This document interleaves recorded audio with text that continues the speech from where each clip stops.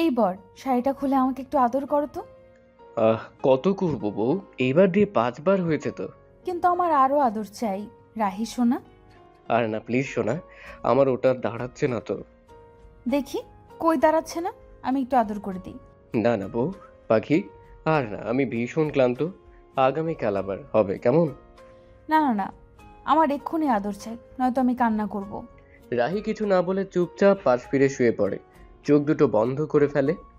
কিছুক্ষণ পর নেহার ফোঁপানোর শব্দ শুনে রাহি বাধ্য হয়ে চোখটা মেলে পাশ ফিরে নেহার দিকে তাকায়। তারপর, নেহা যান, তুমি বুঝতে পারছো না কেন? রাত অনেক হয়েছে, এবার তো ঘুমাও। না না না, আমার আদর চাই। আদর না পেলে আমি ঘুমাবো না।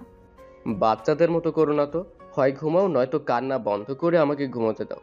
সকাল হলেই তো তোমাদের ওখান থেকে মেহমান আসবে, তাদের তো আপ্যায়ন করতে হবে আমার। কুত্তা, আমি কাঁদছি আর তুই হাবিজাবি ভাবছিস?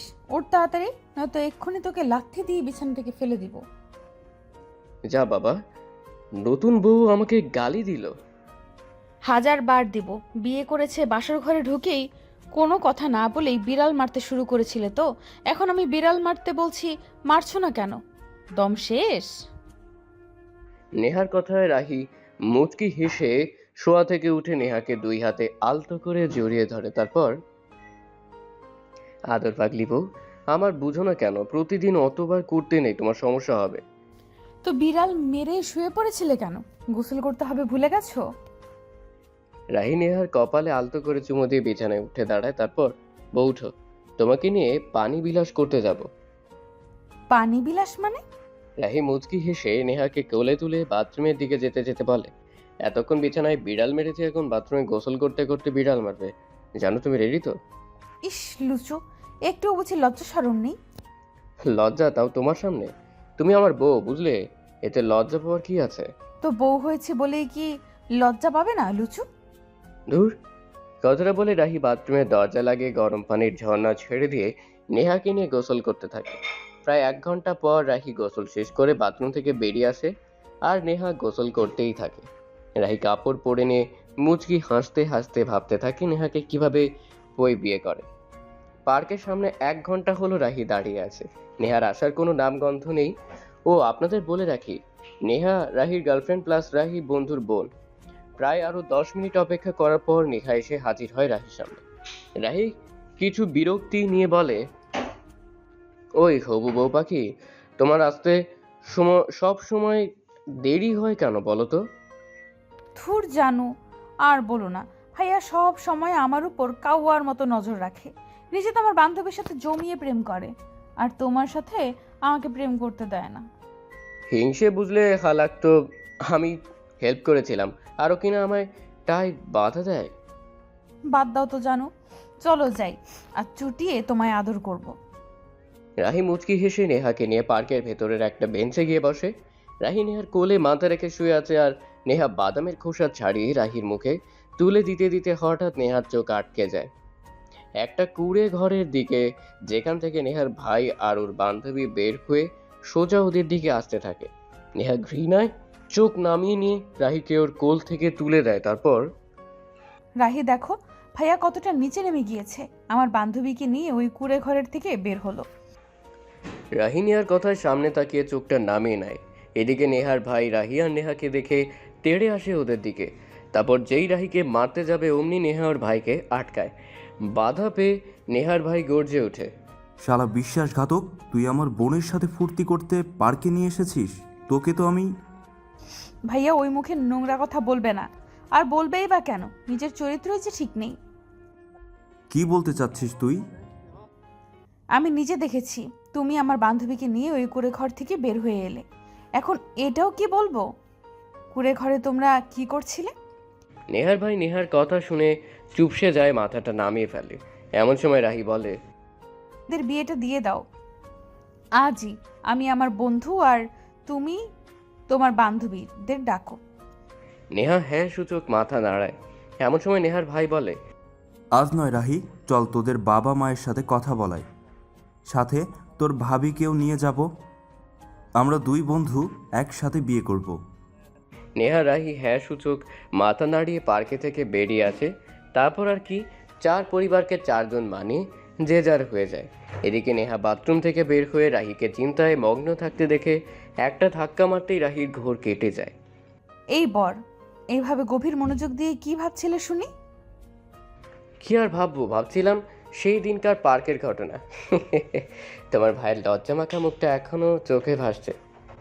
নেহা রাহির গালে ঠাস করে একটা থাপ্পড় মারতেই রাহির মুখ থেকে হাসি উধাও হয়ে যায়। চেয়ে থাকে নেহার দিকে, তখন নেহা বলে ওঠে, কুত্তা, ওইসব অতীত ভাবতে কে বলেছে শুনি? এখন থেকে শুধু বর্তমান ভাববে, বুঝলে? রাহি হ্যাঁ সূচক মাথা নাড়িয়ে নেহাকে ওর বাহু ডোরে টেনে নিয়ে নেহার চুলের মাঝে নাম ডুবিয়ে দিয়ে জ্ঞান নিতে নিতে বলে, নেহা গোসল করার পর তোমাকে আরও দারুণ লাগছে, ইচ্ছে করছে আরেকবার আদর করি তোমায়। না, এখন আর না, আবার আগামীকাল, বুঝলে বর? এখন ভালো ছেলের মতো ঘুমিয়ে পড়ো। কথাটা বলে নেহা রাহির বাহু থেকে সরতে নেবে, অমনি রাহি নেহাকে শক্ত করে চেপে ধরে বলে, বউ এভাবেই আমার কোলে থাকো না, তোমাকে কোলে নিয়ে থাকতে আমার দারুণ লাগছে। নেহা মুচকি হেসে রাহির নাক টেনে বলে, ওই বর, চলো না আমরা ব্যালকনিতে যাই, আজকের চারটা মনে হচ্ছে খুব সুন্দর উঠেছে। রাহি বিছানা থেকে উঠে আবারও নেহাকে কোলে তুলে নিয়ে চলে যায় ব্যালকনিতে। তারপর রাহি চেয়ারে বসে নেহাকে ওর কোলের উপর বসিয়ে চাঁদটার দিকে তাকায়। এমন সময় নেহা বলে ওঠে, রাহি, আজকের চারটা দেখতে এত ভালো লাগছে কেন আমার? ধুর কি যে বলো না, চাঁদটা দেখতে আমার খুব বিরক্ত আর কুৎসিত লাগছে। নেহা ভ্রু নাচিয়ে কিছুটা রাগী গলায় বলে, কি বললে? হ্যাঁ ঠিকই বলেছি, যে চাঁদটা দেখছো সেই চাঁদের নিজস্ব কোনো আলো নেই, তবে আমার কোলে যে চাঁদ পাখিটা বসে আছে না, তাকে আজ সত্যি অনেক অনেক সুন্দর লাগছে। ইস দুষ্টু, কি যে বলো না। হ্যাঁ গবু, সত্যি বলছি। আচ্ছা, তুমি কি চা খাবে? রাত তো 3টা বাজে, এত রাতে চা কই পাবো, আম্মু তো মনে হয় ঘুমিয়ে গেছে। থুর জানো, আমি থাকতে শাশুড়ি আম্মুকে কেন চা বানাতে হবে? এত রাতে কিচেনে যাবে, ভয় করবে না তোমার? আমি একা যাব নাকি, তুমিও যাবে? আমি চা বানাবো আর তুমি আমার পেছন থেকে জড়িয়ে ধরে থাকবে। রাহি মুচকি হাসে, যেটা দেখে নেহা বলে, এভাবে না হেসে কোলে তুলে নিয়ে চলো তো কিচেনে। রাহি নেহাকে নিচে চলে আসে।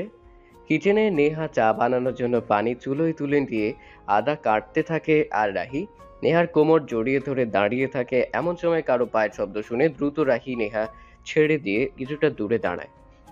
আরে, এ কি বাবা আর নিহামা, তোমরা কিচেনে এত রাতে কি করছো? আসলে আম্মু, রাহি চা খাবে, তাই চা বানাতে এসেছি। রাহির আম্মু নেহার কথা শুনে দ্রুত রাহির কানটা টেনে ধরে বলে, হতচ্ছাড়া, তোর কি আক্কেল জ্ঞান কোনো কিছুই হবে না? এত রাতে আমার পরীর মতো বৌমাকে নিয়ে এসেছিস চা বানানোর জন্য? ইয়ে না মানে আম্মু। চুপ, আজ প্রথম বলে ছেড়ে দিলাম, আর যেন না দেখি। নেহামা, এই বাদরকে একদম মাথায় চড়াবে না। আম্মু তুমি যাও, ঘুমাও, আমার চা বানানো হয়ে গেছে। রাহির আম্মু কিচেন থেকে চলে যেতেই রাহি আবারও নেহাকে জড়িয়ে ধরে, আর নেহা রাহির মাথায় গাঁটটা মেরে বলে, ওই কুত্তা, আম্মু আসছে বলে আমার কোমর ছাড়তে হবে তোমার? লজ্জা করে তো বউ। রুমে চলো, তোমার জন্য খুব বড় শাস্তি অপেক্ষা করছে। তোমার দেওয়া সব শাস্তি আমি মাথা পেতে নিব জানো। তাই বুঝি? হ্যাঁ বউ পাখি।